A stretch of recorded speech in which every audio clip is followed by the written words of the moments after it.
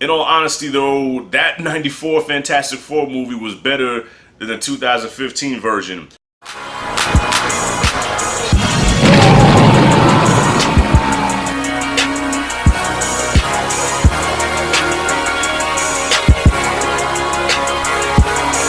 I watched a documentary that I've been wanting to see for a few years, and I could not find a copy of it to save my life, and I finally got a copy of it. It's called Doomed: The Untold Story of Roger Corman's The Fantastic Four. Okay, so it's a documentary on the making and the controversy of 1994's Fantastic Four, which was never released. It was thrown into a vault and not seen again until bootleg copies came out.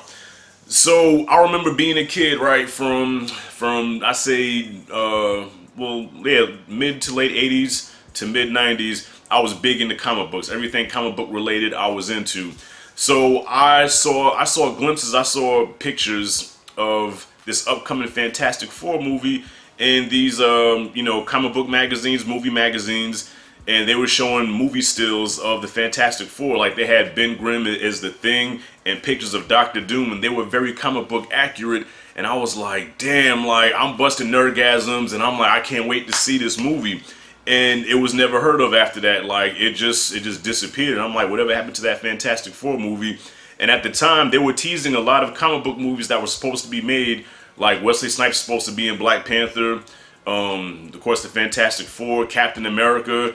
James Cameron was supposed to direct The Amazing Spider-Man. So it was like a fun time to be a comic book fan, because all these movies were supposed to get made, and instead we really didn't get many of those, and the ones that we did get were terrible. I finally did see the bootleg print of this movie, and it was god-awfully bad. When I first watched it, I was like, what the hell? I said, no wonder they threw this shit in the vault, and it was never heard from or seen it again. But now, watching this documentary, I feel bad about saying those things, because I didn't know all the obstacles, everything that went against the filmmakers in making this film. So the whole controversy behind this Fantastic Four movie was that, if I'm saying this right, I guess whoever owned the film rights to it, I guess in association with Marvel, they had the film rights to it up to a certain point, and they were trying to get an extension so they wouldn't lose those rights. So in order to not lose the rights to the film and to keep it by the deadline, they just made a movie just to say, hey, we did make a movie, and so they can keep the rights, which they ended up giving the 20th Century Fox, and then the rest is history. So the intent was for this movie never to be released and be seen by anybody, but just to make it just so they can keep the rights to the movie. But the filmmakers knew nothing about that. So the people involved in making this movie were trying to make a serious Fantastic Four movie, and you can tell watching it, like, you can tell even in the bad movies, you can tell that a lot of care and a lot of effort went into making it, right?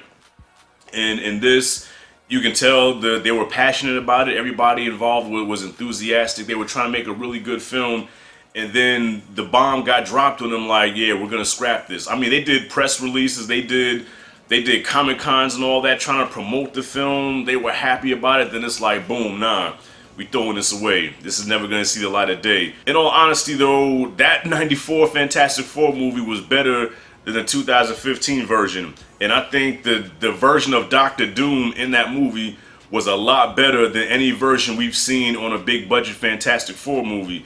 For some reason, I don't know why, they cannot get Doctor Doom right. And this is probably one of the biggest Marvel villains of all time. When you think of Marvel villains, you think Doctor Doom, you think Thanos, you think the Red Skull, Galactus. Like, these are all heavy hitters, and they cannot get Doctor Doom right. Doctor Doom is master of the world. In this movie, he had the look, he had the mannerisms of what Doom is supposed to be, even though it was on a small budget and it was cheesy as hell, but at least they got him right. And it's like, why, with a budget quadruple the amount of that, y'all can't get this dude right, man? Like, look what they did to him in 2015. It's an abomination. It's terrible. Shame on you. Thank God Marvel got the rights back, because it's a shame how everybody in Marvel pretty much is getting their chance to shine. Even a small character, no pun intended, like Ant-Man, gets 2 movies now and is making a lot of money. And if you go back to comic book lore, Ant-Man is nowhere on the same stage as the Fantastic Four. The Fantastic Four are the godfathers of the Marvel Universe. They're the ones that kicked it off, and it's like they can't get their moment. They keep fucking it up. I don't know if it's bad karma because of what happened with this movie. I don't know what it is, man. I think the documentary was really cool, man. You know, you got to see the actors' perspectives and the filmmakers and everybody involved, and it's kind of heartbreaking when you watch it because you really do see that that they tried to make something special and the rug just got ripped from under them and they just got left with shit. But I mean, they all ended up, you know, doing okay things with their careers. You know, it didn't kill their careers, but it's just heartbreaking that it went down like that. So I thought it was a good documentary. It's been I think this came out, yeah, it came out 2015, but I'm just not seeing it now because I cannot get a hold of it to save my life. So I know this is a late review, but I really did enjoy this documentary. Like, I love documentaries, as you can tell. Like, I like seeing behind the scenes stuff.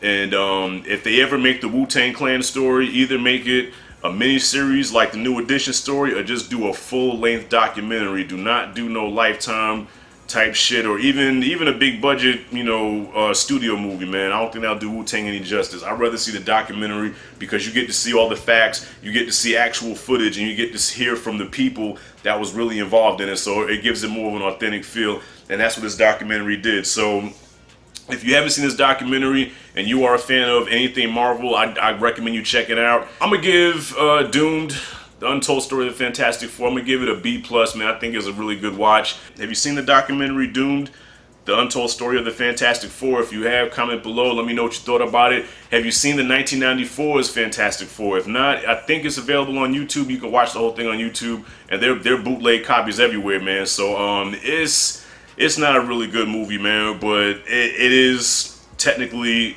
comic book accurate. You know what I mean? The effects are really bad, but I will say the Thing, okay, Ben Grimm, the Thing, the suit that they made for him was surprisingly really good. Like, it looked better than the shit that Michael Chiklis had on, man. It was more accurate to the comic book version of Ben Grimm. So I'm like, damn, I can appreciate that, man. On a $1 million budget, what they were able to do is pretty impressive. So guys, thanks for watching. This is Rashad G signing out. See you in the next video.